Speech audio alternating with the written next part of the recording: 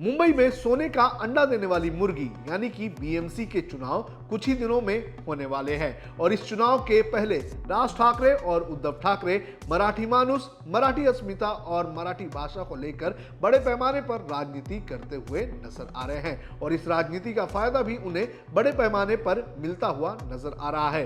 मराठी जनता राज ठाकरे और उद्धव ठाकरे दोनों के एक साथ चुनाव लड़ने और अलायंस करने के पक्ष में खड़ी होती हुई नजर आ रही है और उनके एक साथ आने की ये जो सारी बातें हैं ये कहीं ना कहीं बीजेपी का सरदर्द बनी हुई है। इस वीडियो में मैं आपको बताऊंगा कि किस तरह से बीएमसी चुनाव को लेकर बीजेपी अपनी रणनीति बना रही है और किस तरह से बीजेपी राज ठाकरे और उद्धव ठाकरे को बीएमसी चुनाव में हराने की प्लानिंग कर रही है। नमस्कार, आप देख रहे हैं लोकमत हिंदी। मेरा नाम है सोनू कनौजिया। बीएमसी की अगर बात करें तो बीएमसी देश की सबसे अमीर म्युनिसिपल कॉरपोरेशन है।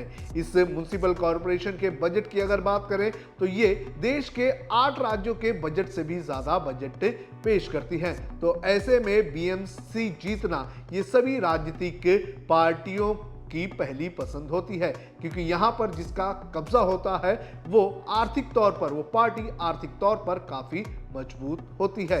पिछले 25 सालों से अगर बात करें तो पिछले 25 सालों से यहां पर शिवसेना का राज रहा है। शिवसेना का ही मेयर यहां पर पिछले 25 साल से हमें देखने मिला है। लेकिन जिस तरह से महाराष्ट्र की राजनीति बदल चुकी है, शिवसेना के 2 धड़े हो चुके हैं, एनसीपी के 2 धड़े हो चुके हैं, तो ऐसे में आने वाले बीएमसी चुनाव में क्या होगा ये सबसे बड़ा सवाल उठने लगा है।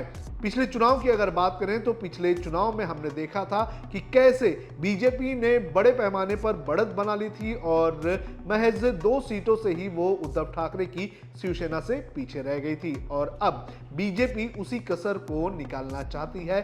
लेकिन बीजेपी के सामने उस वक्त उद्धव ठाकरे थे, लेकिन अब उनके सामने राज ठाकरे और उद्धव ठाकरे दोनों एक साथ है और यही बीजेपी के लिए सबसे बड़ी चुनौती बन चुकी है।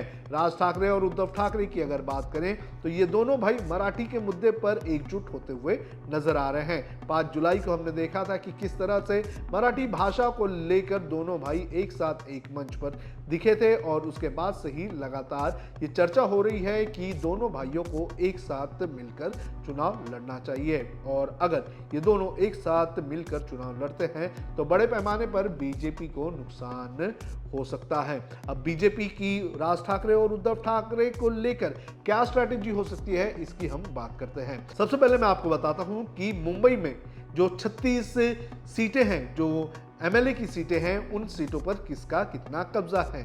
सबसे पहले बात करूंगा शिवसेना की, यानी कि शिवसेना यूबीटी की। शिवसेना यूबीटी के पास 10 विधायक हैं। तो वहीं बीजेपी की बात करें तो बीजेपी के पास यहां पर 15 विधायक हैं। इसके अलावा जो एकनाथ शिंदे की शिवसेना है उसके पास यहां पर 6 विधायक हैं। राज ठाकरे की अगर बात करें तो राज ठाकरे के पास एक भी विधायक नहीं है। लेकिन एक भी विधायक नहीं होने के चलते ये अंदाजा नहीं लगा सकते हैं कि राज ठाकरे कमजोर हैं और उनका असर जो बीएमसी के चुनाव है उसमें हमें देखने नहीं मिल सकता है। राज ठाकरे का असर बीएमसी के चुनाव में बड़े पैमाने पर देखने मिल सकता है और इसी के चलते बीजेपी ने अपनी नई स्ट्रैटेजी बना ली है। दरअसल बीजेपी ने अपने जो सभी विधायक हैं उन विधायकों की कुछ दिनों पहले एक मीटिंग ली थी। ये मुंबई के विधायक थे और इन सभी लोगों से बीजेपी ने जो आला कमान है, जो देवेंद्र फडणवीस हैं, उन्होंने इन सभी विधायकों से ये पूछा था कि आप अपने इलाके के ऐसे 5 काम निकालें और हमें बताएं जो हमें प्रायोरिटी बेसिस पर करना चाहिए, यानी कि ऐसे काम जो जनता के लिए हो, यानी कि जनता उस काम को होता हुआ देखे। वो काम अगर पूरा हो जाता है तो जाहिर तौर पर जनता को फायदा होगा और जनता उसे बीजेपी को जो है उसका श्रेय देने लगेगी, तो इससे बीजेपी को फायदा होगा। और बड़े पैमाने पर आपको बता दें कि अपने विधायकों को फंड आवंटित करने का फैसला भी बीजेपी की तरफ से लिया गया है। बीजेपी अपने आप को मजबूत किस कदर कर सकती है इसका एग्जाम्पल ये भी है कि एकनाथ शिंदे जो कि शहरी विकास मंत्री हैं, उन्हें खास तौर पर यह हिदायत दी है कि वो किसी भी विधायक को पैसा देवेंद्र फडणवीस को बताए बगैर आवंटित नहीं करेंगे।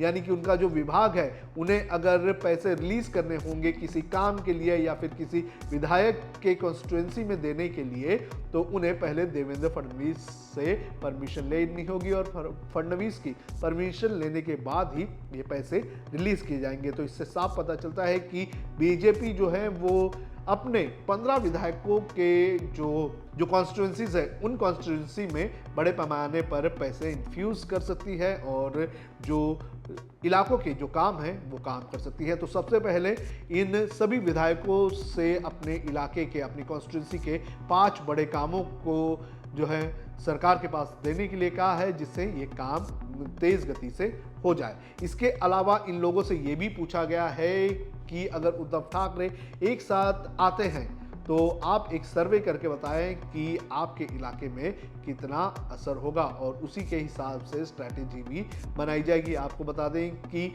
मुंबई की डेमोग्राफी थोड़ी बदल चुकी है, जहां पर 35 से 38% जो है वो मराठी वोटर्स हैं, तो वहीं दूसरी तरफ हमें जो Muslim, north Indian, Gujarati, Marwari voters भी बड़े पैमाने पर देखने मिल सकते हैं। तो इन सभी चीज़ों का समीकरण भी निकालने का काम बीजेपी की तरफ से किया जा रहा है और बीजेपी एक फुल प्रूफ प्लान बना रही है, जिससे उद्धव ठाकरे और राज ठाकरे अगर एक साथ में आए तो उन्हें बीएमसी से हराया जाए। आपको क्या लगता है कि बीजेपी की स्ट्रैटेजी कितनी काम आएगी? आप हमें कमेंट करके ज़रूर बताएं।